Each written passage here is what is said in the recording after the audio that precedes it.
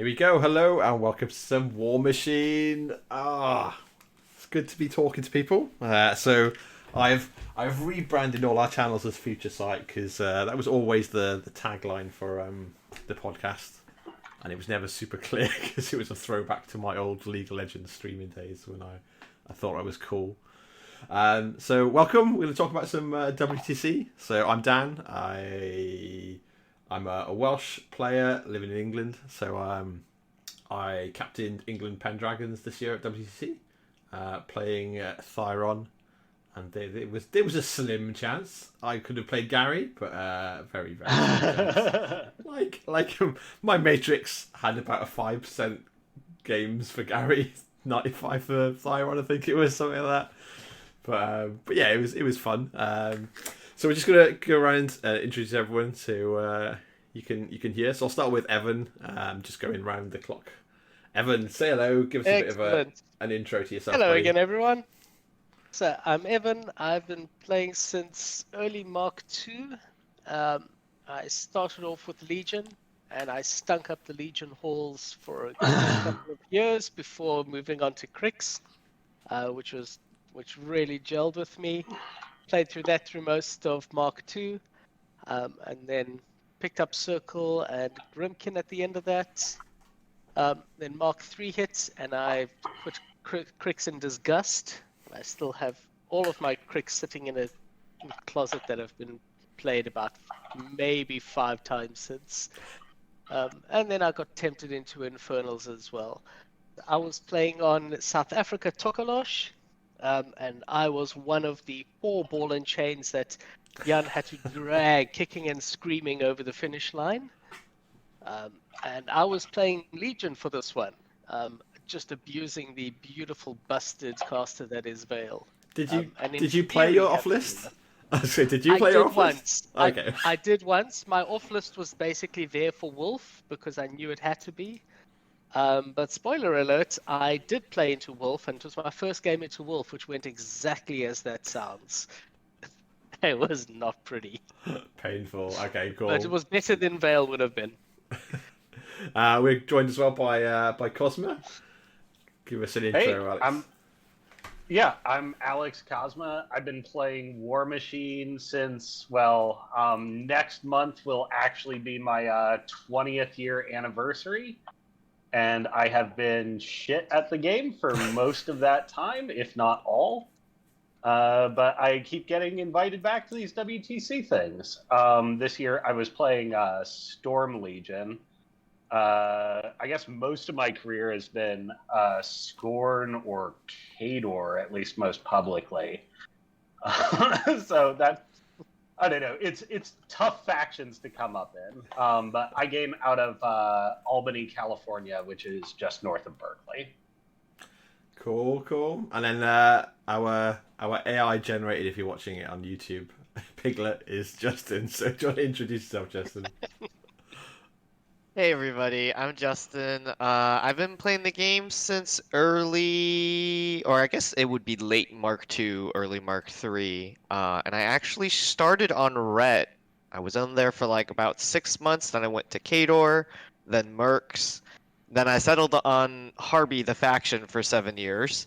Went back to some Mercs, and this WTC I played Dark Operations, which, let's not kid ourselves, it was just ET, the faction. I, too, also had, I think it was like a sub 8%er drop rate on my spreadsheet for Siphon.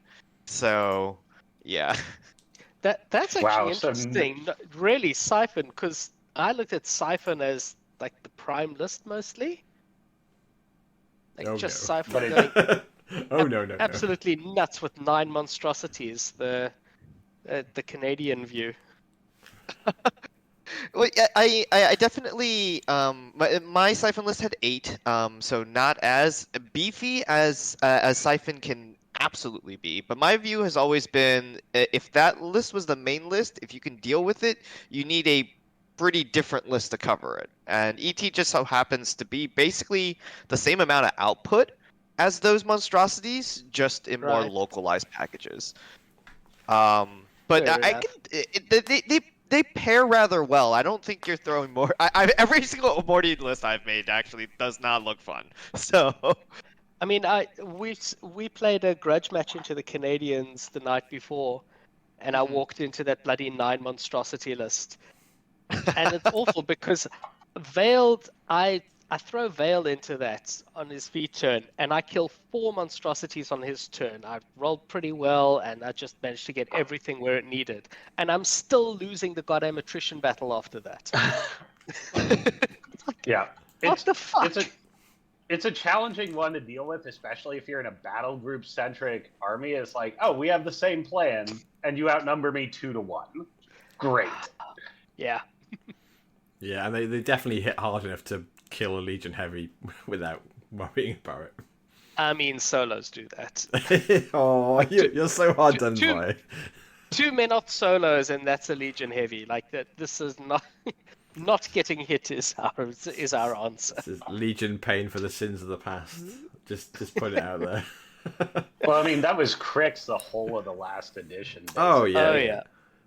Yeah, Mm-hmm. for sure. So yeah, so we all come back from Copenhagen, and I think the conversations and like the community we had over there was just like second to none. Like I went out there for a good few days beforehand for the first time. I managed to line up babysitters, and my parents came and looked after my kids at my house while I stayed up way too late drinking too expensive beers and eating some delicious food and just taking in the sight. So we managed to have a good week of it, I think, or most of a week in total. And it was just such a cool experience. I'm 100% sold on. Like I was 100% sold on staying Sunday night and bringing extra shirts as a necessity. Now I'm like, yeah, okay, right, you've got to go early too. All right, I've opened my eyes to what I should be doing if I go next year. And obviously next year is in August in Dusseldorf, and at the same venue they hold Rhinecon at. I think Rhinecon's currently around 50 players booked as well for when that comes around. That's so doing well. yeah, so that's. It's tempting, right? It's real tempting, but we'll have to see how the event calendar pans out. But yeah, it's a really experienced event team who've got like a social media plan to make sure that the communication is there this year and people know what's happening. They want to make sure there's a solo masters, and it's just it feels like a real surge of positivity for the game. And I guess that happens when you have like a big flux of gamers all playing together, all talking together. And the venue in Copenhagen was it the Comfort Inn? The Comfort Inn at Copenhagen Airport. Comfort Inn. And it was so well set out for the event itself, as in like tournament space. It's in a huge sort of conference room bunker. On like the sun. It needed to be a bunker. We arrived in apocalyptic winds. Yeah. It was definitely fruity to sit in the bar on Friday night watching people like roll down the street because the wind was so strong. So I mean, we were helping him set up because a bunch of the South Africans arrived a little early. So myself, Dwayne, and Michiel got pulled downstairs, and we were helping set up a bit. And so the first thing is getting this, big trailer in with all of the mats and all of the little terrain packs, etc. And it took 3 of us to hold those fucking doors open just to get the damn trailer in. I think we must have been busy in the bar at that point. We joined you at the bar after.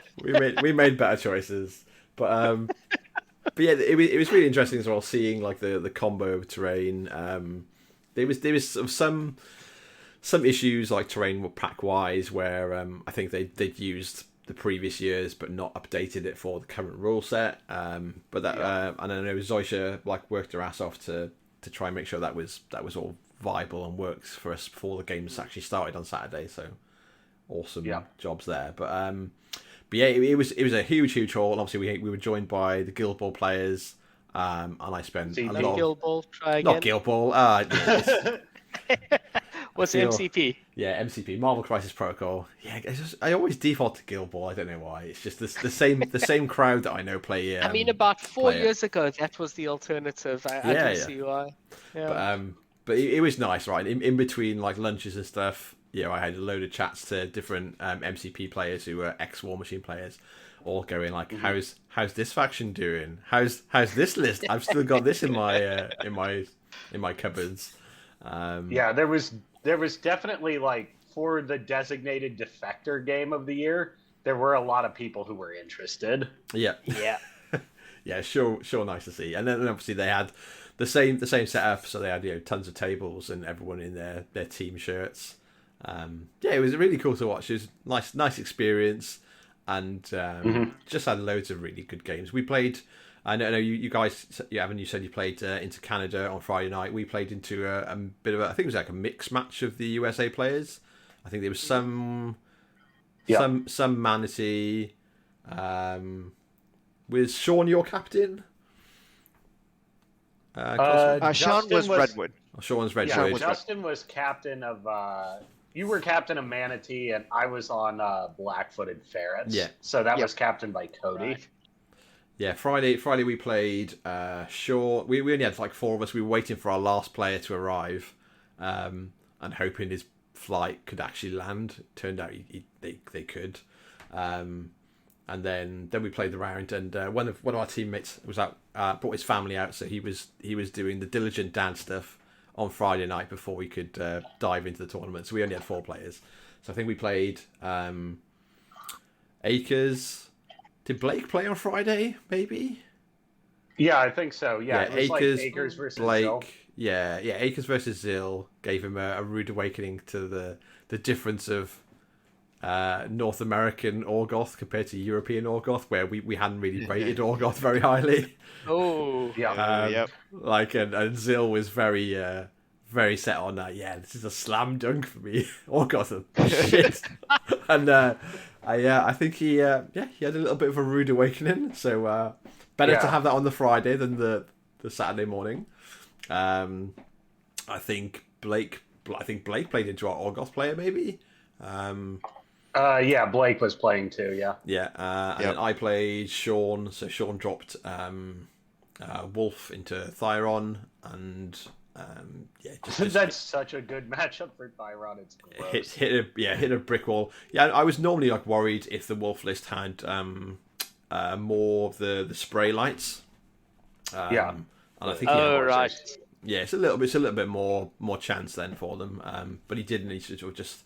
I just blocked him out of scenario enough that he just sort of hit the wall of dudes, couldn't get past, and I was just too far ahead on scenario and clock, and sort of steamrolled from there. And then our circle player, who did our circle player play? Can you guys remember? So Dan was our circle player, and he played someone else. I don't know if it was from. I imagine it was from Sean's team. Oh, it was Travis. He played into Italian Charter. So yeah, we had a good warm up game on Friday. It was cool. It was fun, and then carried on drinking as things were meant to be. Yeah. Did you guys play Kosma and Justin? Did you play on Friday, or did you just watch games? Or I just hung out early and night? watched. Yeah. Yeah, I just hung out and called it early. That's my usual ritual, I guess. Yeah, I think there's definitely Another reason to get out there early and party. Yeah, out right. of the way. Yeah, you party early, you get over your hangover, and then you're ready, you're fresh for Saturday for serious games, serious business. See, that was all of your mistake. Then learn from the SA team. You just have 0 expectations and party hard each night. Yeah, your captain. And things will come to you. Yeah, your captain Jan definitely leads by example with a party hard attitude. Apart from Thursday daytime, where he was rough as fuck and just like. Oh wow! Mate, you did. he was. Sunday morning, yes, we offered him a shot of something, and my God, the look he gave us.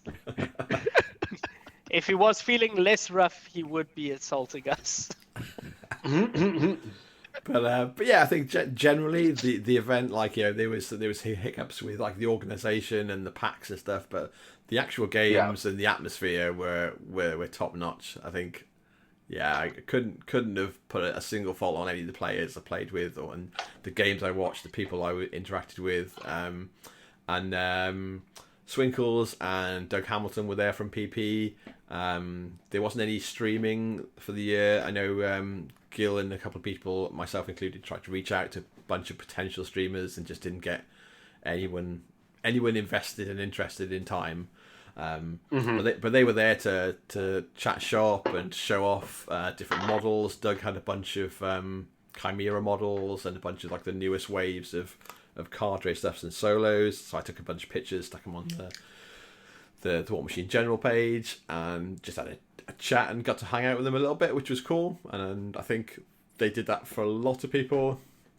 I'm not sure how much spoilers were shown on Doug's phone that he'll talk about on different podcasts. How if you give him a drink and chat him up, he might show you something on his phone he's working on, or he might just have his phone open on the relevant picture while he just happens to be talking to you, that sort of thing. But no, it was cool. That was it was a good experience. And obviously anyone that ordered that went to the event ordered the what was it? It's the Orgoth standard bearer, the frill necked lizards. The lizard bearer, yeah. Yeah, so I picked up one of those for one of the York players. I say York, probably further the Yorkshire players. So I need to get that to him. It's still in my box somewhere. But yeah, it was really fun event. Awesome time, and obviously Sweden, was it Asgard won in the end, wasn't it? Asgard. Yeah, Sweden, Asgard. Sweden had like 5 teams, so it's definitely a difficult one to remember. I think they were 4. Oh, maybe they were 5. But yeah, there were a lot of Swedes this year. They've definitely bounced back real hard into the game, which is cool. I know post like selection time for England. When we looked at teams at the start of the year for Wales and England, we didn't have enough Welsh players to field a team, and England tried to get 2 teams together, and came real close. And I think just before they pulled the trigger, someone pulled out, and it was like suddenly it wasn't quite as viable. It'd be interesting to see, because like the game since then has seemingly like really like had a bit of a surge in popularity, and lots of old players are coming back, players we haven't seen since Mark II, big names that have been on WTC teams in the past, and events are happening. Welsh Masters being announced again. There's events constantly in Element, so up in like the northwest. The Walsall teams from Midlands, they've been running a bunch of events as well, and then obviously down south, London and Brighton way, people are picking up the game again. So it's cool. Yeah, I definitely think like it's on the rise cool. again. It's been amazing to see the South Africans that had almost given up on the game. Well, it mostly had. There was like one guy carrying the torch. And suddenly, just from all the photos being passed around, there's a whole lot of people who've suddenly ordered in some new toys. Yeah, we talked like we had a failed trial run of the cast on Friday for this Friday, and we talked about it then.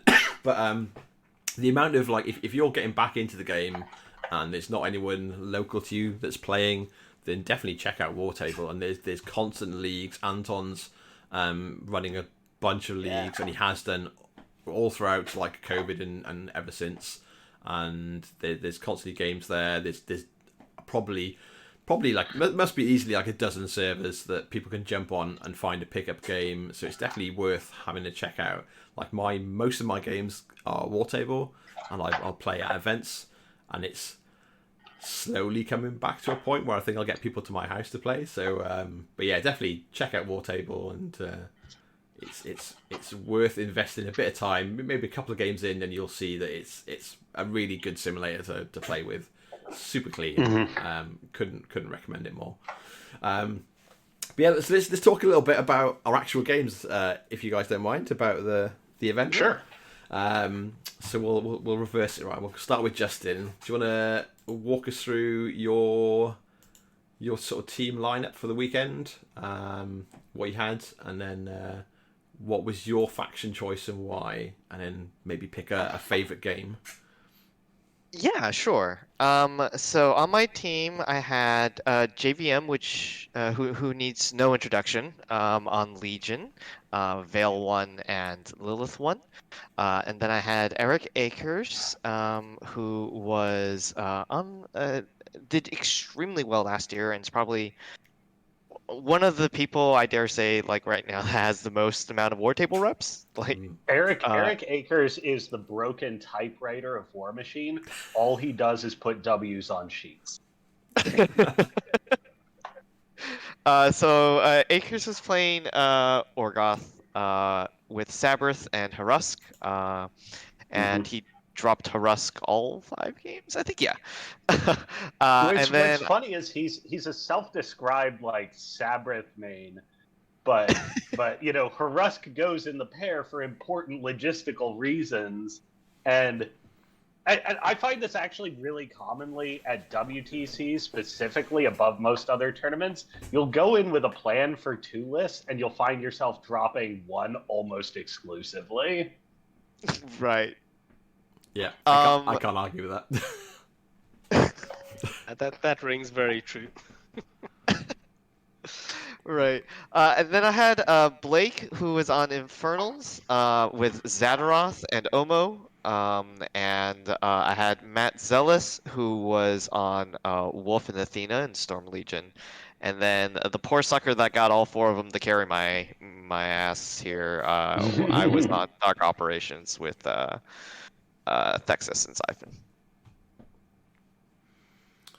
And I guess I think like I loved all of my games, but I think the 2 highlights was probably playing in the Thexus mirror twice.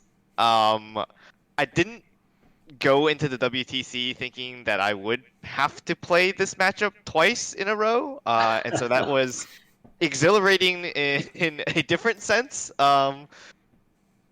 And like I generally like playing the mirrors, and I'm not opposed to playing in mirrors, especially if it's just in faction. But that mirror, at least with the prep time that I specifically had on Dark Operations, was basically, can I land Crippling Grasp on the other ET, and can I roll decent, like average damage on Hex Blast Assassinations turn after turn.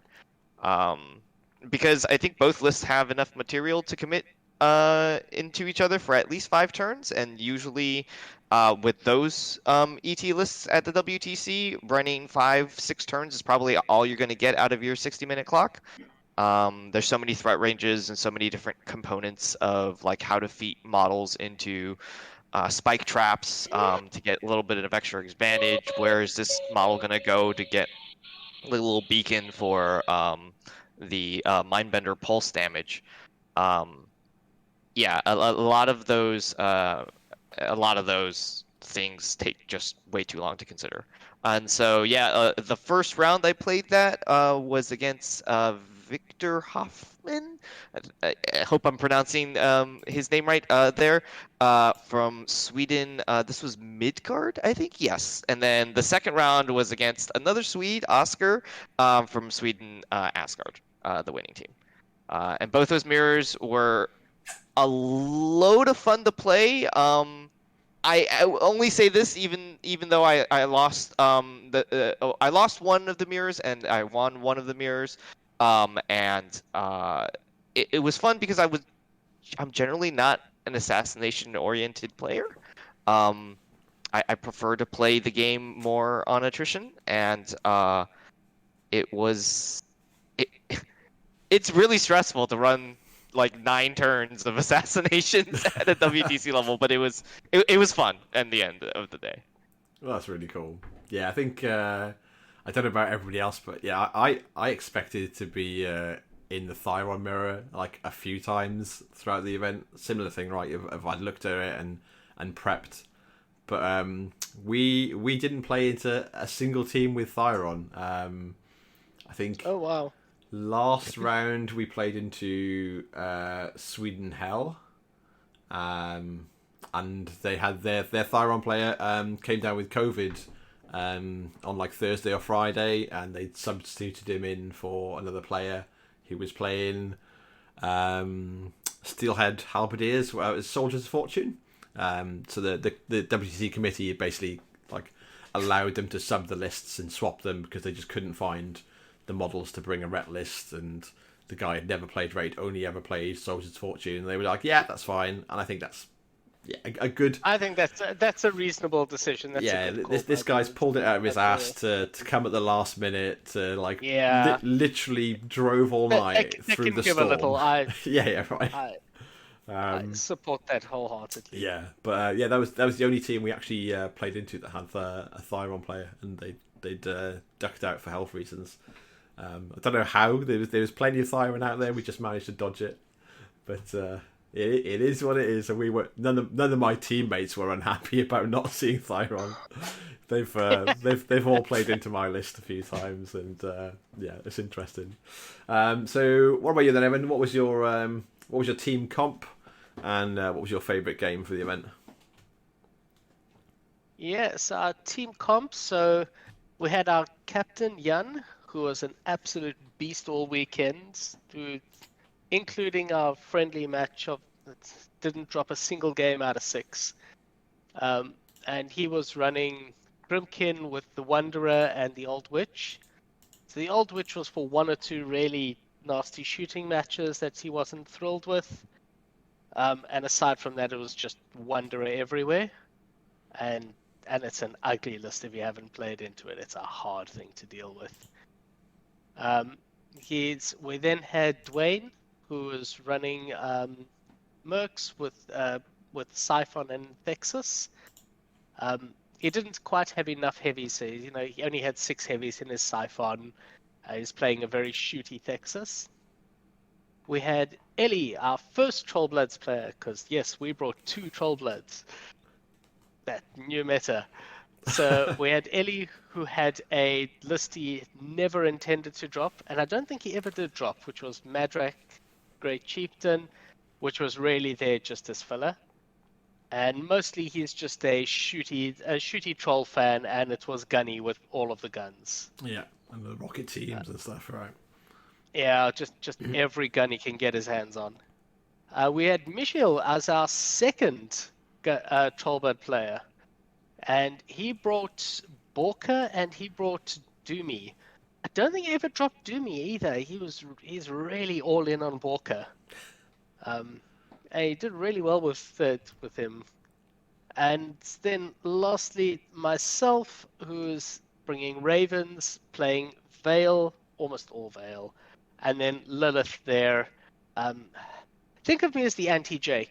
We always used to refer to JVM as Legion Jesus. Think of me as the dunce apostle Steve that no one ever wants to acknowledge. Who the hell dropped the wine on the floor? Steve. That's my Legion skill. So I came in with probably around 10 games under my belt before I got to WTC. So I had a very simple strategy, which was I can't play the long game. I just don't know the matchups well enough. I'm not experienced enough. So I'm just going to try to put enough pressure on people to assassinate by the end of turn 3. Like that is my game plan. Yeah, just to finish it off. Which was a surprisingly good game plan. So I'll kind of run through some quick highlights and then go to my favorite game. So yeah, I walked face first into Wolf. That ended as poorly as it possibly could because I'd never faced Wolf before. Yeah, just a subtle hint for anyone. If you're going to an event like this, practice does help.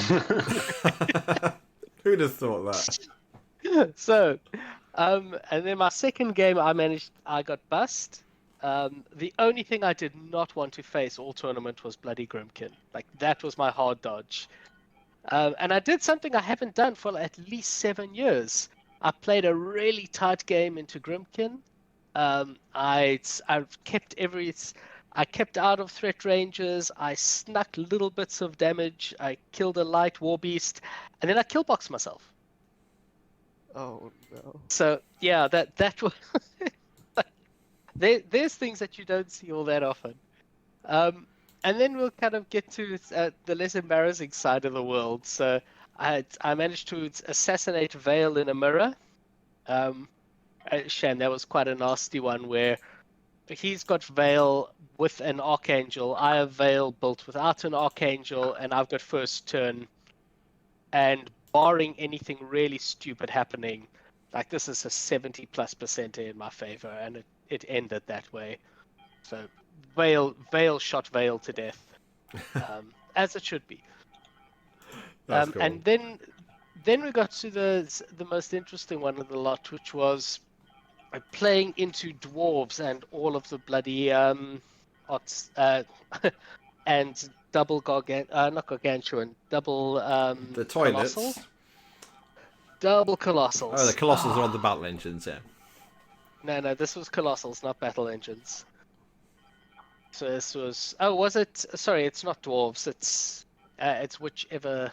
What do they call themselves? It's very Bart against galleons It was or Bart. blockaders. That yeah. was it. It was broadside Bart. Yeah. And that was quite interesting because I said, right, let's just pressure the hell out of him. So obviously I shove myself as far forward as I can, but I've learned a little bit from Vale, and one of her nasty pieces of tech is that she's got Field Marshal Shield Guard. Yep. So I basically put one angel kind of front and center behind a wall that I knew he would sap her away. And I just kept everything else in range to shield guard this thing. So he ended up pumping like 12 shots into this poor Angelius. But all the unboosted shots struggle to hit. And then I'm just shoving damage around with about 5 different shield guards. So after all of that, he still doesn't kill this thing. He obviously I'm not sure if he feats or it's just batten down the hatches, but it's still a pain in the ass to kill those colossals.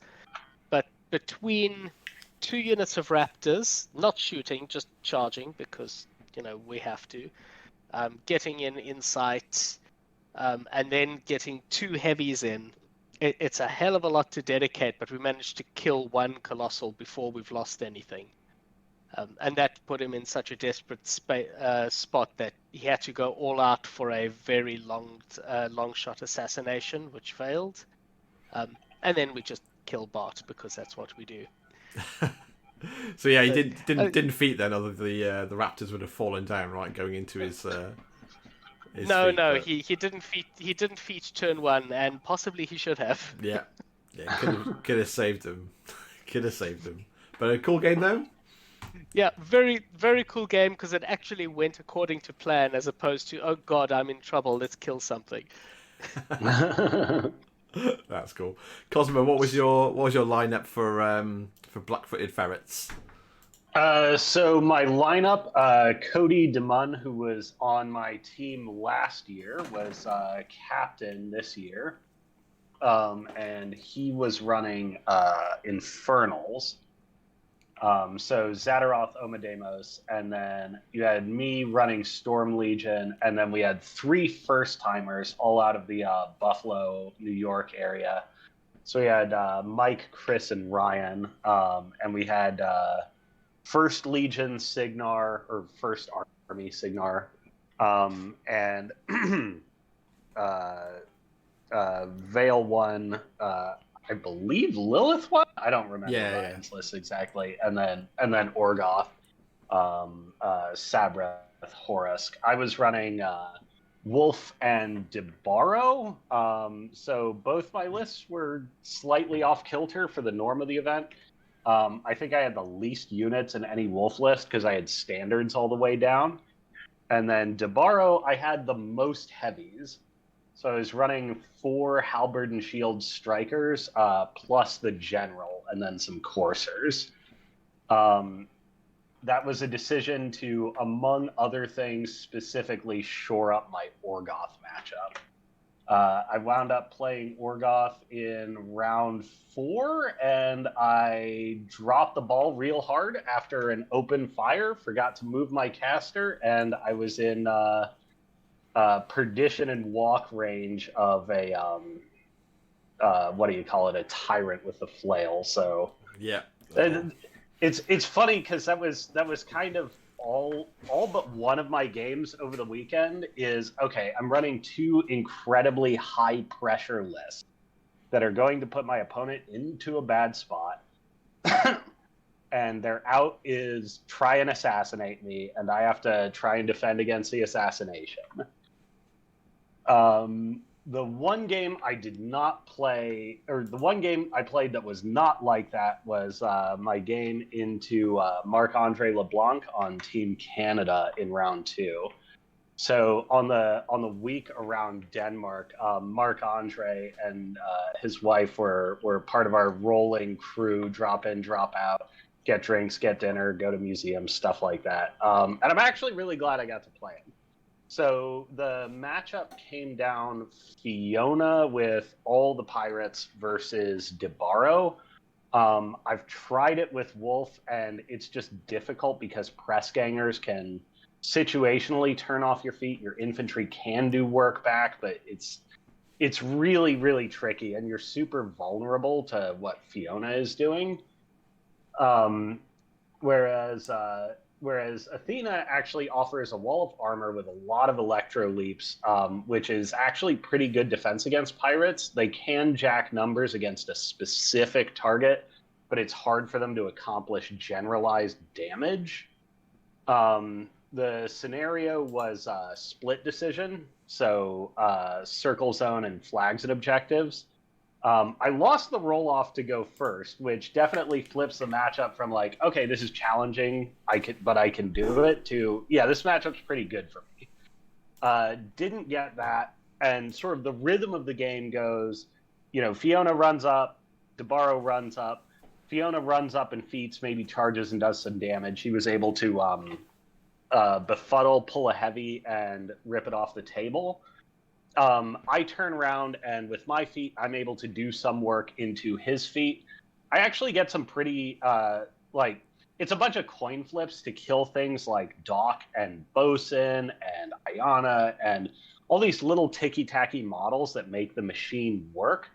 Most of the coin flips actually went my way. I was able to get Courser sprays onto Doc and Bosun. I was able to incidentally take out Ayana and, all this stuff. But one, this is a scenario where you're doing a lot of close scoring. And so it's somewhat difficult for an all battle group army to contest. Also, because I'm going second, essentially most of the action is happening just on the line of my scenario elements. So I have to work to get further in there. I got all these coin flips that came up in my favor, but I essentially needed to score back at least 1 point. Make sure I'm getting my point until I can stabilize.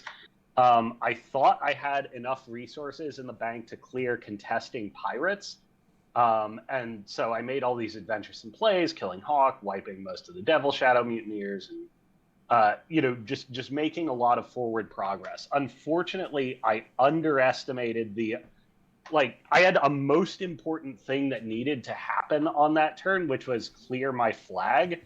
I thought I had enough and undercommitted. Turns out my coursers and my caster rolled abysmally across the board, and I pulled up a few models short. Marc-Andre turns around, clears my objective, scores his own flag, and he's able to find the points to wrap it up. So I definitely learned my lesson there in terms of sequencing play.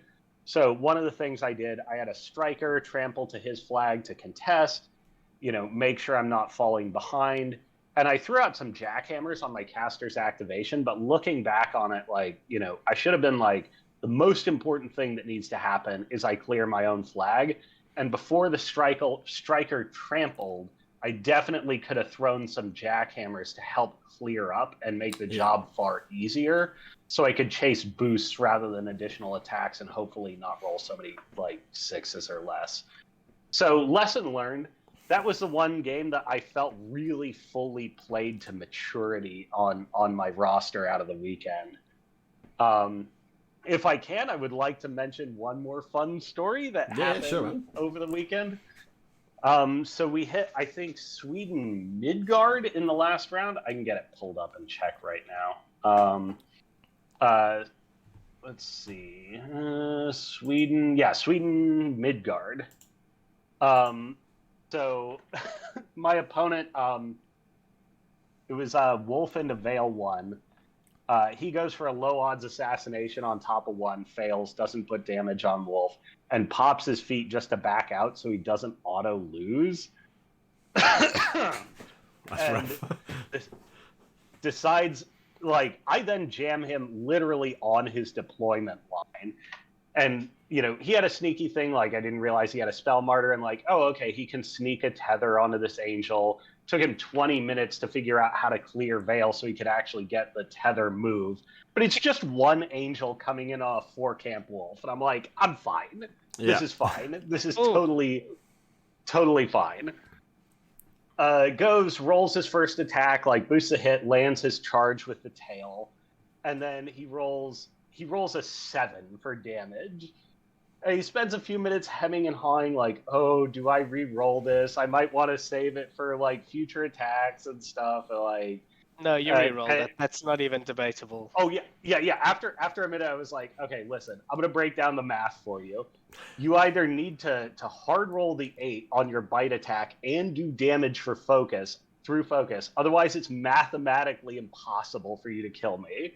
And he's like, yeah, you're right. I will re-roll. Rerolls the damage, trips 6s. Oh no!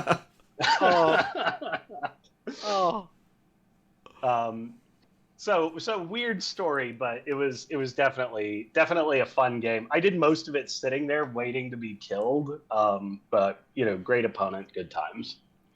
That's the sort of thing that makes the event, right? Is of people sitting down with their opponents going, cool, let me help you measure out this, let's talk amongst ourselves, does this work, does this not work, like that top level. And it's like that competitive community where everyone wants to have a clean, great game, and I think that's what makes Warmachine super cool.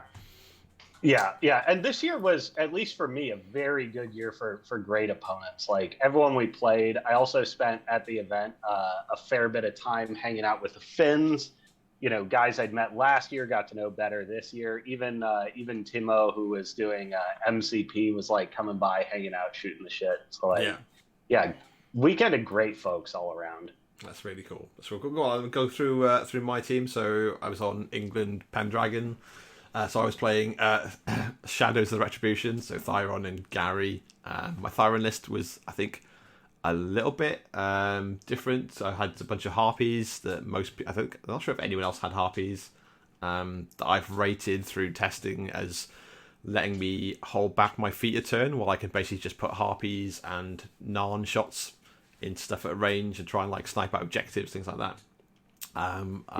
Which came in very handy throughout the event, which is cool.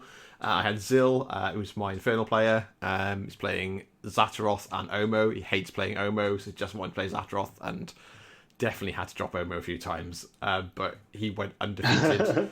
He went undefeated throughout the entire event. I got him all the matchups he wanted, and he still complained. I dropped into Legion one round, and he's like, I don't want to play into Legion. I'm like, but you can beat Legion. He's like, yeah, but I don't want to play into it. Then beat it, and was like, still complained afterwards. And I was like, you've done okay. Then I had Tom, was his first time at WTC. Tom Wiggins playing New Signar. He had Debaro and Wolf.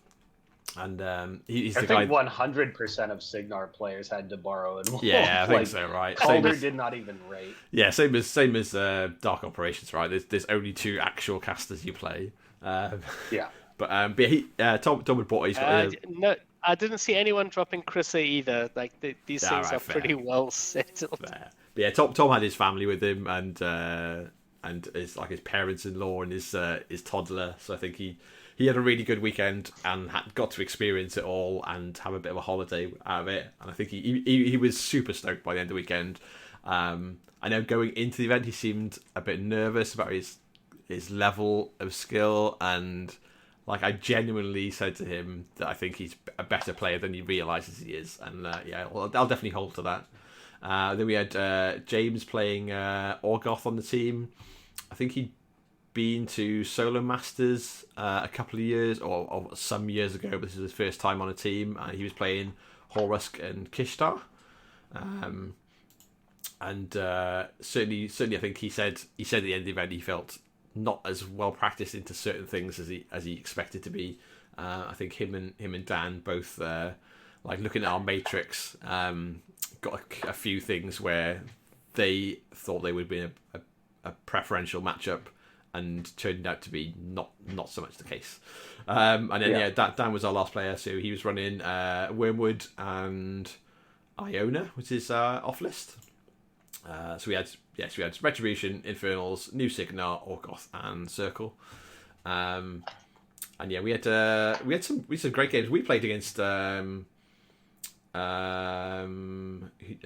Midgard as well. So did you play against Sweden Midgard, or was it just the three of the rest of us? No, we didn't play Sweden. Cool. Yeah, I had a really good game. I played into Victor, Victor Hoffman, who was their Cephalix player that Justin touched on. Really lovely guy. We had a very, very close game. So obviously I dropped Thyron, he dropped Thexus. We were playing on bunkers. I went second. Yeah, I went second, and I think positioned up, and so he brought stuff forward. Maybe I went first and he positioned up. But yeah, my turn. First turn of scoring, I scored both flags, my objective, and contested his objective by just running a unit of warders into his zone. Hadn't popped feet, so I gave up a unit of warders to basically stop him and just block his lines while I scored everything else. And he was like, "I'm not prepared for this. How have you not just feated and ran at me?" So obviously the Thexus game right into it is you just blow up some of your drudges and kill everything and don't have to roll any dice to hit. And I was just like, I'm not letting you have that, right? That's not my plan. And we had a really long grind out game. I think we got to turn 6. I think I was up on scenario when I clocked. So I clocked, and I could just look at my game, couldn't I? That would make my life easier. I clocked when I was on 9 CPs to his 8. And then I clock, and he had less. I think he had about 50 seconds left on his clock. It was real tight, but it was a super fun game. But I think my favorite game of the weekend was against JVM. Round 1, we had these chumps called something Manatee. Yeah, we had a strong start, right, to warm us up. Yeah, so we played against. Tom was a wonderful opponent. Yeah, well, we got to like hang out with a bunch of you guys like throughout the couple of days beforehand. And then we got to you first round. I played Jake. Obviously, Jake's a super good guy and really, really good Legion player. So we played Thyron versus Vale. Round 1 was Invasion. He won the roll and chose to go first. He also got to choose the table, and there was a forest like across the central zone, just slightly on his end of the board. So basically, he got to sit behind it and then leverage his ability to leash and slipstream into the forest and see all my stuff that I couldn't see him, which was a really big thing for him, I think. I made a big mistake on my turn 1. I put some swordsmen inside of deflection in some rubble on the edge of the left zone on my first turn, so bottom of 2. And just hadn't spotted where the spell marker was and hadn't measured it. And I was like, as soon as I'd moved a model I placed it and then realised where the spell marker was. I was like, well, I've committed now, right? I'm not going to be the guy that goes. Let me just wheel that back straight away. So and he took, I think he took 3 of them off his next turn with a nice cheeky spray. But yeah, we had a good back and forth. Like traditional, I went up, I think, a bit on scenario, sort of shot off his objective, and we sort of wrestled the clock back and forth. Slowly he took over the right hand side of the board, I took over the left hand side of the board, but I was starting to lose on attrition. I got a cheeky Mage Hunter Assassin with Battle Lust into his Azrael that did like a casual 28 points of damage or something like that. It was What? yeah, I nearly one shotted. Okay. Yeah, nearly one shotted Azrael with it. He was running super hot on Fury, and had an Angel just outside the left zone at the top, outside of control. But then the rest of his stuff was really hot. But I was like, I need to get rid of Azrael because he's like the biggest threat. And I had to Jake's talked about it on Blightbringers, it solved his Fury problems, but I'm like, I 100% had to kill him because otherwise it was real bad. So yeah, committed. You can't leave Azrael alive if you've got the option to take him off. Yeah. So he's 100% the biggest war. Yeah, nearly killed him and had to walk some spears, and then they obviously placed close enough to finish him off through the woods, which was fine. We ground out a couple more too. We ground out all the way to the end, and the game ended on bottom of 7. I had Thyron in my left zone. Jake was then scoring the right zone. I'd contested the middle zone with some random solo I had left. I assume a Void Tracer. And he'd run a Nerf into melee with Thyron, who was at the bottom edge of the circle zone on the left, and there's a Hellion on the top of the circle. So we start, and then I'm like, cool, we can go 9/9 CPs if I can clear this zone. So I just buy a load of flashing blades with Thyron, kill the Nerf, then I can charge the Hellion. Because obviously I've not used my combat action, I've just been casting flashing blades. So I charge the Hellion, hit it, and then with my that's my last focus has already been spent, and I leave it on 1 box. So he wins 9-8. He wins on tiebreakers anyway, but it was for the glory for Thyron trying to clear his own zone. But yeah, it was a super fun game. It was really cool, and Jake's just a fun guy to play with, which is cool. So it was definitely my favourite game of the weekend, which was cool. And that's all of our games sort of touched on. The other thing we wanted to talk about was faction and team choices, and about selection process for our respective teams and countries. Sure. Yeah. So Evan, enlighten us. How did South Africa work out your selection process and your team? We had this unbelievably strenuous mechanism. It's been tested. This is a really deep system, and it is who is South African and prepared to pay to get there. And that got us 4 people, and we got a pinch hitter in Michiel, and that was our selection process, and I stand by it. The results speak for themselves. Is Michiel is Michiel local to Dwayne, right? Is he in his yes? That's his local player. Yeah. So yeah, Michiel and Dwayne are based in the Netherlands right now. Neither of them are Dutch. Michiel's German and Dwayne is South African. But yes, the two of, I think all of their practice, over the last year, has been into each other. They know each other's lists back to front. Yeah. And so yeah. Wait, is this 2 trolls? Dwayne mentioning that. Oh, no. No. The one troll is Ellie, and Michiel's the other troll. Gotcha. So Michiel's the Borka fan. Yeah. Who did manage to get Borka into Vale's face, which I did find entertaining. I think against the French. That's cool. What about like team composition? Was it just what people were comfortable playing? Yeah, team compo was really so. So Jan had actually put in some real practice and knew what the hell he was doing with Grimkin. He's been drilling them all year, and he really knew his shit well. And his results, same as Zil, kind of didn't drop a game all weekend. Ellie has always been a troll shooty fan, and when he saw Gunny viable, he just couldn't help himself. Myself, really, Vale is the reason I actually kind of picked up some toys this year. I just love all the tricksiness that she brings, like the back and forth with leash. It's got a new name now. It's tether now, but yeah, I can't stop calling it leash. I still call it leash. The fact that I've got the double thing, that I can pull something forward and run with her, which is great, and that's the threat extender. But I can also pull the bullshit of walk forward with Azrael, shoot something, and then use that leash to pull him back to safety and then slipstream him again. Which is, it's really valuable and just lets you put a lot of pressure on people. I love those shenanigans.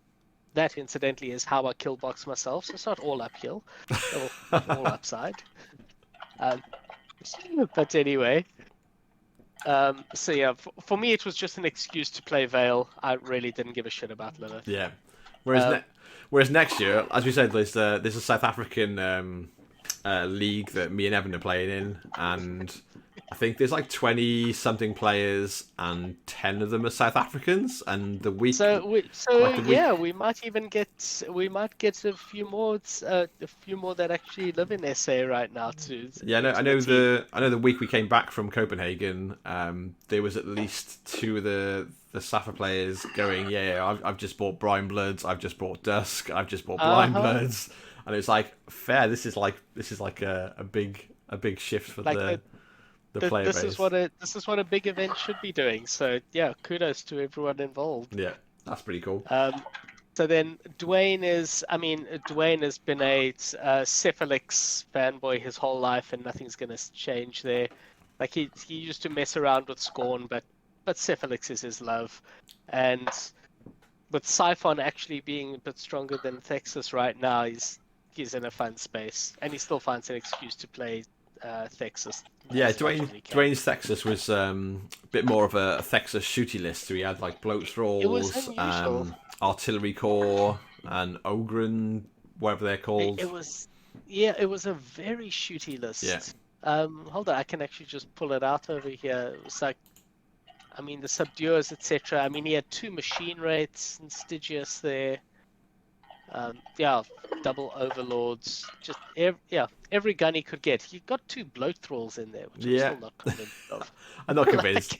But yeah, definitely, I think Overlords are super good in that list. Oh, they are really solid. Yeah, the list. I was more worried about the Thexus match if they had Overlords than probably anything else they had in their lists. And then I think the one that really set us apart and gave us a lot of options was just Jan really leading hard into the Wanderer. Yeah. Which almost no one else was doing, and I was quite surprised. I know Nate is very much of Jan's ilk, where it's Wanderer, Old Witch, but I think he definitely has a strong preference towards Wanderer. I looked at the way so much has been nerfed down in accuracy come Mark 4, and the first place my mind went was Wanderer. There's no question. Who you pair it with is debatable. Is it Old Witch? Do you try to do? You try to recreate the glory days of the Dreamer?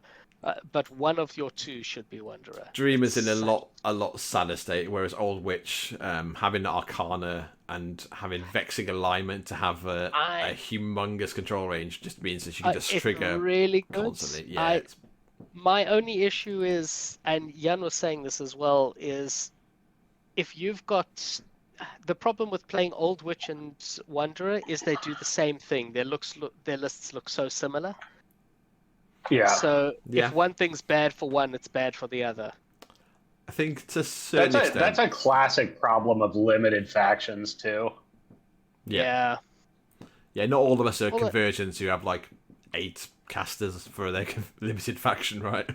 or is it more? Yeah. Although I guess that's kind of a problem in a lot of factions now.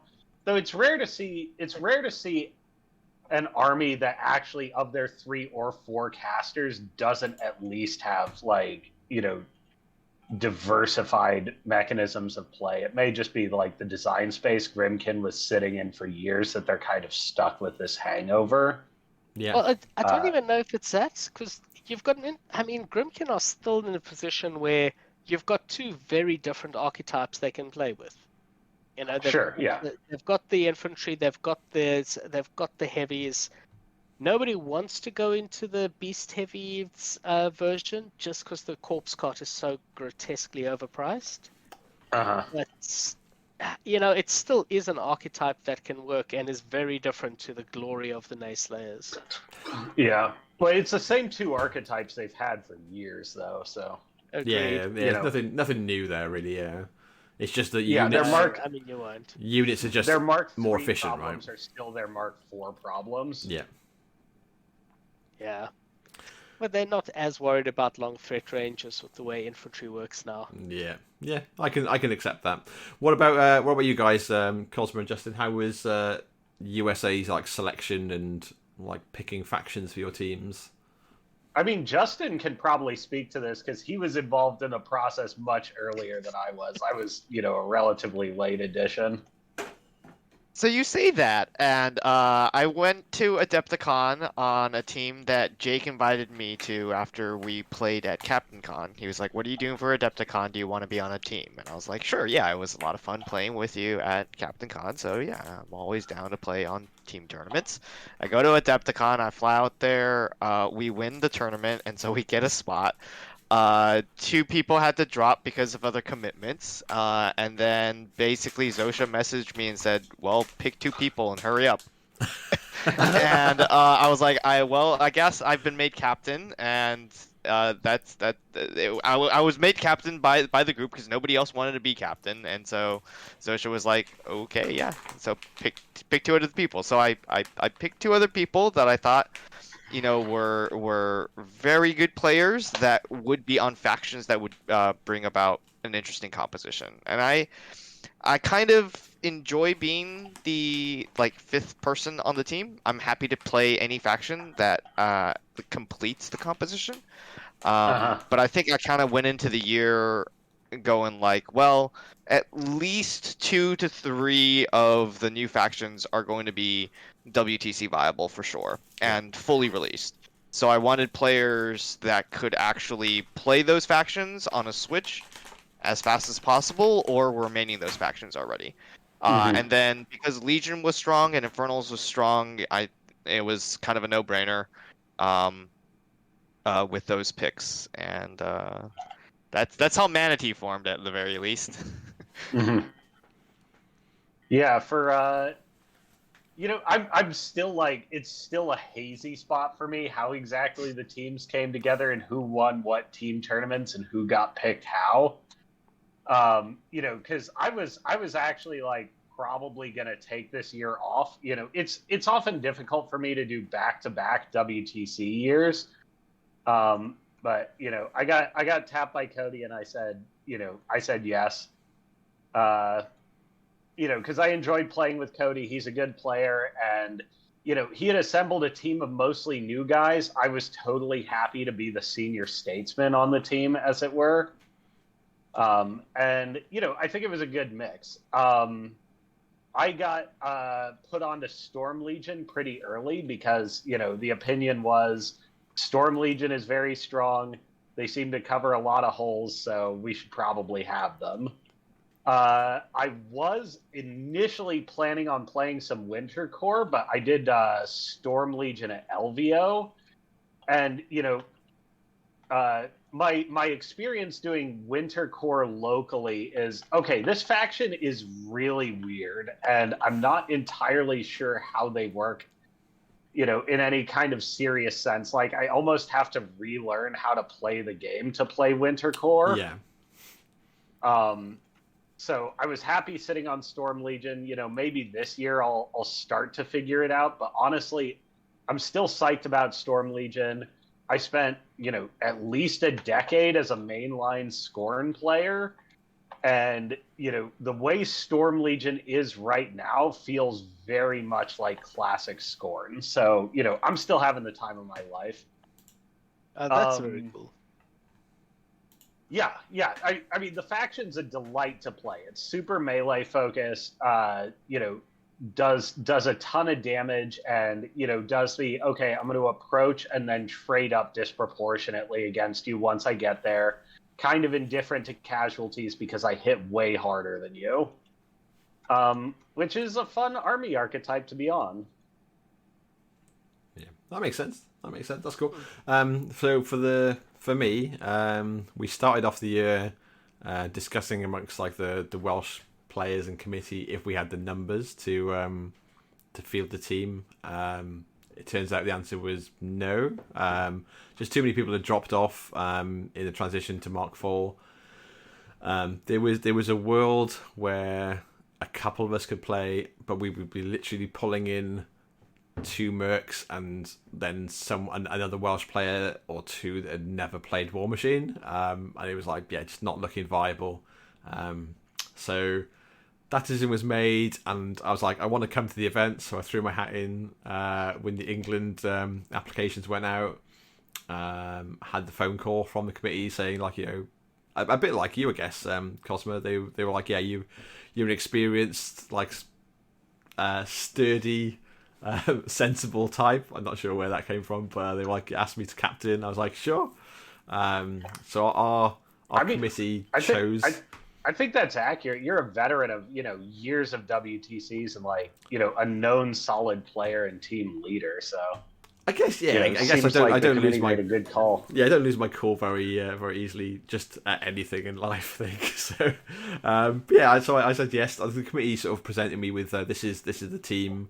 While they were trying to put together a separate team, so a little bit different to the Americans, right? Because you have captains selected, and the captain has a bit more flexibility to pick their team. It worked out really well. We had Zil, who I've been practicing loads with. I get on super well with. He was mostly locked into Infernals. There was a bit of a dalliance where he talked about Menoth, and there was some slaps around the face, and he sort of saw reason, and it was like, Infernals are definitely what he's playing. He was happy with his choice. Tom was playing New Signal, which I think was a really good choice. Like you've already covered, basically, Cosmo. And then James and Dan were our last people. So James took Kishtar, which is a bit of a different choice. I think he was just trying to search for something that Horus he didn't want to drop Horus into. I'm not sure if he got there. I think Kishtar's like got some good options, but maybe not as strong as Sabreth. I think Sabreth's just a bit of a beast potentially. And then Dan Umdenard, he was going to be the captain of the second team, so joined us last when someone dropped. And obviously I'd already I've been playing Grimkin all year, and about I think it was about a month before list lock, I switched over to Retribution, and just the idea being that it was a bit more of a terrorizing factor for other teams to play into. Not that I didn't think Grimkin were good. Grimkin obviously have proved themselves to be very good at the event, and obviously helps for the players. But I think Thyron was the right choice for me. I've played Retribution and Grimkin and swapped back and forth quite a lot of times. It's very hard to argue against Thyron now. Yeah, exactly. But it meant that Dan's most experience is Retribution and Circle, and with me on Thyron and Gary means basically you can play Assyria and Viros or Assyria and Helena. So that was discussed a little bit, but I think he felt more comfortable with Circle and had everything prepped and ready and painted pretty much. And that was what went into our decision. I know the England committee have already been much more on it, and they've been really proactive about trying to get different members of the community, different metas in the UK, all involved and all have a voice on the committee for next year. Obviously, we're looking at an earlier WTC, so August obviously isn't very far away. There's going to be a big update in Jan. We're expecting in January. I know our committee are expecting to have the new committee members sorted this month and start to look at captain applications. So as soon as January hits, we can basically an aside, here's our teams. Something I'm always curious about is, how different countries' committees are formed and like what their process looks like. Yeah. England is quite different from America. Like, who is on your committee and how do you guys go through your committee selection process? And are they renegotiating, terms of team selection every year? Yeah. So I can speak with a bit more authority about the Welsh committee because I've been on the Welsh committee for a good few years. So the committee members were voted in by the community. And at the end of it, basically, they can choose to stay on or not. At the end of that year, there's basically a refresh of if anyone's got any objections. We can do a revote. And then committee members can't be captains and can't put themselves forward as a member of a team, but they're there basically to support the teams, to pick the captain, and then to help with whatever else, be it like sponsorship, shirt design. But then it's up to the captain to look at the roster of potential players, and the captain and other committee members can basically pick. But if you're on the committee, you never get to put yourself forward. I'd actually said to the Welsh community I was dropping from the committee this year because I wanted to captain, and then obviously we didn't have the team to do it, so I went full traitor and captained England instead. But and England, I think, is something quite similar where if you're on the committee, you can't captain, you can play if you're selected by a captain, sort of thing. But we had Adam Court, John Barry Williams, and Dan Price as the committee members this year. Barry stepped aside. He's not been playing Warmachine very much. He's got other stuff to concentrate on. But Barry was absolutely like the one I talked to most on the committee this year, and got things through the door, got things sorted for help with shirts and with various things. We had like 3D prints of little. Got little Grail chalices as objective markers. We to really away. wanted to play you just for Grails. I mean, we really wanted to play the England team. Those Grail chalices were great. Yeah, they're cool. They all designed by Tom on our team as well. In fact, if you can look at his team just you can look at Bulldozer Terrain. Matched up against us, and it was really upsetting. If you look at Bulldozer Terrain, Tom's got a bunch of stuff like objective markers, and I think he's got random like things he's sculpted as well, just on like My Mini Factory, like random orcs and things with different game systems. Yeah, because that's what he does. That's one thing I've noticed is most WTCs, Dan's team has one of the coolest jerseys pretty consistently. It seems to be entirely country agnostic too, which is funny. Yeah. So I've been involved in doing the shirts for Wales while I've played for them and while I've been on committee. And when that fell through this year and I applied for England, I'd said to Barry on the English committee, I was like, I'm quite happy to help do the shirts for England, whether or not I'm selected or not, because it's a big thing, right? It's a cool thing for me to go. Can I wrangle like an idea, take it through the design process with Gamers Apparel, who I've had a great relationship with over the years, and come out with something that looks I really was cool. really sad I never got it. It's never managed to trade off a Team Whiskey shirt last year. I think we're good. There were some amazing shirts. Yeah, I've done well, I think. Last year I said I wouldn't do any more shirts because I was like, not sure if I can keep one-upping myself with a team at Gamers Apparel. At some point, I'm gonna be like, it's not as good as last year, and I'm gonna just bow out. But no, it's just super cool. So let's round it off with what's next for everyone. I'll start. I've got War Manchester is next weekend for me. So I should check dates, right? Because I'll probably post this up quite soon. But on the 18th of November, it's War Manchester. We've got I think a field of like 24 players. We've got at least one of the Belgian players coming in, and we've got people from all across the northern half of the UK and the Midlands, and Yorkshire coming over for it, so that should be really cool. Good field at Element Games, and then I guess a bit of quiet time, but a building up of the community as well. So I've got actual local players who are starting to play again, so I might have physical games outside of events, which is really cool to look forward to. And then Welsh Masters is next year. It's been announced at Firestorm Games again, so that should be really cool. And I'm definitely having a tentative look at what international events I can wrangle babysitting around. And then obviously I'm 100% sold on wanting to go to Dusseldorf for August, and it's the summer holidays.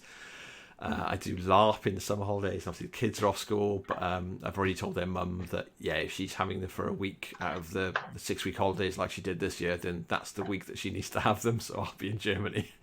So can't fault it. I've definitely, like me and Justin talked on Sunday night loads about the different American cons that are worth going to, and it surprised me how cheap the flights were. I was expecting them to be way more. So yeah, maybe at some point I can convince my parents that their birthday present to me this year could be a cheeky week of babysitting, so I can go and fly away to play some Warmachine. It's a good ask. Yeah, right. It's not bad at all. And I think the other thing is faction choice. So I'm a Grimkin and Retribution player.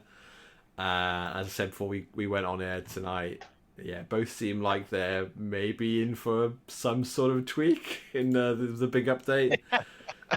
So I'm like, tentatively looking to that, but also looking at what's next. I'm definitely liking the look of Chimera. So of all the factions to jump onto of the new Mark IV armies, Chimera might be where I go. I guarantee you Chimera is going to come out of release very, very good. It's impossible. Oh, I'm sure. What about you, Kosma? What are you looking forward to next? Well, I am looking forward to there's a couple of things that I'm really excited about. One is, over the last couple of years I kind of went through a total metagame collapse. But one of my locals, Sam Brown, has been doing a great job of getting Games of Berkeley restarted. So I'm very, very excited to actually have local San Francisco Bay Area Warmachine community again.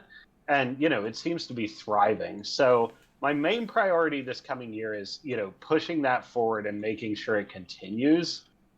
Other than that, another new thing to start up is the Cascadia Cup or Cascadia Championship.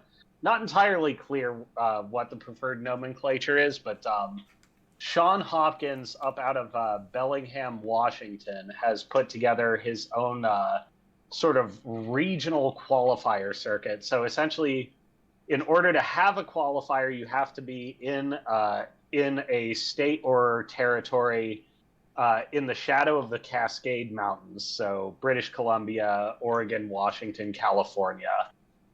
He's running it on a simplified points qualification system to get in. And I'm really excited for it locally. Over this past year, it's been doing a lot to drive enthusiasm in, different events all around the area. So I'm excited for that. As for WTC, back-to-back years are financially difficult, but after going this year and particularly spending the week with the with the Copenhagen Adventurers Society that we had, I really want to see if I can find my way to Dusseldorf. So TBD what that's actually going to look like, but hoping for next year too. Awesome, man. Awesome. What about you, Evan? What's next for you, mate? Yeah, so it's been quite a journey this year. I was actually quite negative on the game throughout most of this year. It's why I've played so little, and I had such a great time playing at WTC. I'm now painting up my what's it called? I'm now painting up some howlers. So I'm going to yank my infernals onto the table for a bit, play something that suits me better than Legion. We've got a couple of events. So we've got the one coming up next week is Dan is running it's not calling it, it's a little bit of a Who's the Boss type thing. Oh, it's not quite Who's the Boss, but It's unlimited, 3 casts, 3 lists, and you get to veto one of your opponent's lists. Which is quite an interesting one, but it's really opening up the field a bit, so that should be a lot of fun. Yeah. And in terms of the meta, again, kudos to Dan. He's been running some demo games down in Surrey, which is actually right in my neck of the woods, and starting up a new meta there as well. So we're getting some new players in. So I'm looking to try go down a bit and help push that and see if we can really ignite a few new faces. Yeah, Dan's doing a lot in. of work, and there's definitely talk about conventions, sort of style events later in the year. So yeah, I definitely think that Warmachine in the UK is on the up again, which is nice to see. It's really important. What about faction wise? Is it Infernals for a while? Are you looking at any of the Mark IV armies? I mean, Chimera is always tempting because I still do love the Legion aesthetic. Mm-hmm. But I mean, I don't love Legion robots that much, so I'll have to see what they look like. That's fair. Like the new Mark, I haven't seen anything in Mark IV that really jumps out at me. Orgoth would have been the closest, but they don't. Yeah, they're that old sort of Warriors of Chaos type vibe that I never really loved. I really love the Infernals vibe, and I kind of wish there was more of those, or just some variant on Crix that's actually viable would be nice. Yeah. So I'm holding out hope, but so far, the closest for me is Chimera, but I haven't seen enough to say yes, this is going to be in my future. Yeah, I've hung out. I've held off on choices, and yeah, definitely JVM was selling me on Chimera in the bar on Sunday night. They're looking good. Yeah, I'm an ex-Legion player that just can't bring myself to buy back an entire army that I've painted and sold. I mean, the Legion aesthetic is what got me into this game in the first place. Yeah. It was really the Angelius model. It's like, this is a flying snake shark, and yeah, that's it. I'm sold right there. There is nothing about that isn't awesome. So what about Justin? What's next for you, Justin? So usually after WTCs, I take like that time and all the way up until pretty much the New Year's off. But I find myself this year like building lists constantly in my phone, like ever since I got on the plane out from Copenhagen. So I too am playing a faction that probably is going to get tweaked at some capacity at some point. And I only owned about 5 activations of those 2 lists. All of the monstrosities, most of the Cephalix models were Jake's actually. And so I am currently looking at a bunch of different factions, all new actually. I'm looking at Orgoth. I'm looking at Brine Bloods. I'm very interested in Dusk, and also I'm currently playing Storm Legion in the league, and wrapping that around to what we were talking about. I am playing Kaldor, and I've been finding her really, really fun, although I have yet to drop her in an actual league game. It's only been 1 week, but I went into the matchup, and it was just like, oh, it's Rhett. I guess I'm playing Wolf. But you've found a theoretical sweet spot for Calder. It's still. I'm still testing a lot of different things around. I'm really excited because I do want to give like Tried and True a shout out over there at Delaware Warmachine. They're holding up. They're holding a lot of events, and they've been really great for the East Coast meta, which has definitely atrophied since pretty much right around the pandemic.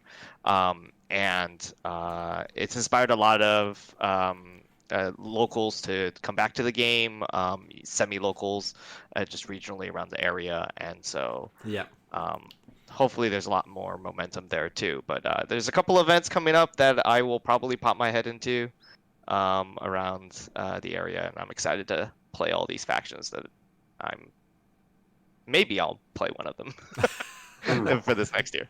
Who knows? I'm excited for a lot of things. I remember coming back on the plane Copenhagen, and I got back and I was talking with my roommate actually, and he was like, "Oh, so are you in it for another year?" And I showed him my phone. It was like there was 16 different lists. And I was like, I don't know, maybe. Maybe a solid maybe. But yeah, I think loads of things are coming together where people are coming back, where people are encouraging ex-players or new players to come and have a look at the game, and a few games in, people are going, oh, this is actually in a really good spot. And I know over here a lot of the problems and the worries with distribution in the past are being like overcome. So Wayland are the new distributors for UK. Not sure about the rest of Europe, but I know they're getting stuff in and it's just flying off the shelf straight away, and they're just trying to grab as much stock as they can, but it's definitely selling, which is fantastic, right? If the game's selling, then that's a good thing. So it'd be cool to see. An interesting thought on like, East Coast meta's atrophied, and like, I know the UK was dealing with like a definite player drop off. I think you were telling me at the event that, if the committee was deciding on players like 3 months later, they would have had a lot more options. Oh yeah, for sure, yeah. And possibly been able to form a second team. I think that this sounds crazy because the game itself played really well in Mark III for the most part, like certainly better than it had in the past. Yeah. But, just as a separate observation I've had, COVID complicates things somewhat, but my observation is that actually the community and the company's sales for basically the entirety of Mark III were the least healthy that they'd ever been. It was difficult to move product. They were losing retailers left and right. They were even losing distributors, and communities were dying. And a lot of us, who are veterans on the circuit, often didn't see it because we saw a lot of the same players hanging in there at the top of events. But, our funnel had dropped off. Like, we just weren't ingesting new players. Edition turns over, a bunch of people who are burnt out drop off. And, like, we feel it for the first time in 6 years. Like, oh, my gosh, where did all my friends go? But, they're burnt out because the game was, in 2 out of its 3 core aspects, dying. And now we're starting to get a fresh infusion, and it's generating enthusiasm. I think you're going to see a lot more people come back. Yeah. After in hindsight was an unhealthy addition. Yeah. Well, outside of the US, it wasn't quite so blind to that because distribution was such a big deal, and you were always trying to get, especially with the way a lot of the releases were going with kind of midway and onwards from Mark III were really, honestly, quite power creepy. And you had to get the latest solos, and they were game changing. And the inability to get a lot of those, even early Mark III, I remember the absolute run on bloody Clockatrices trying to get them. And when Infernals came out, trying to get Tormentors, like it was a nightmare. So you were well aware of just how poor the distribution network was. And it was always a kind of red flag of this shit needs to be gotten right or the game is stuffed. Yeah. No two ways about it. Yeah, it definitely feels like a big turnaround now. Like I know that there's at least 2 Dusk players that are going to be there next weekend that have got everything they need to play that's out. So everything's released. They've already arrived. They've got their Void engines and their Whites. I think the Cav are out as well. So yeah, I'm looking forward to a great fun weekend of 19-inch threat Cav dickheads. It's just 17, right? It's not 19? Mirage and Feet, right? And then Place, is it 19? 8 speed, Mirage to 10, Feet to 12. 8, 9, 10, 11, 12, 13, 14, 15, 16, so 18 right 2-inch reach? Just shy of because of the model, the base size. Yeah, okay. Yeah, but that's if they don't charge, right? Seems okay, but it's fine. It's just some cats. What's the worst they could do? But yeah, definitely feel like yeah, it's a good sign of the game. There's loads of old hats coming back. There's new players coming as well, and like Evan said, the Mark and like Cosmo said, I think Mark III perhaps was not the health, even though the balance of the game was great by the end. The game was in a rough spot because of like the amount of models and the skew and how much difficulty you had in buying things in. And we didn't really see, or certainly in the UK, I didn't see any new players.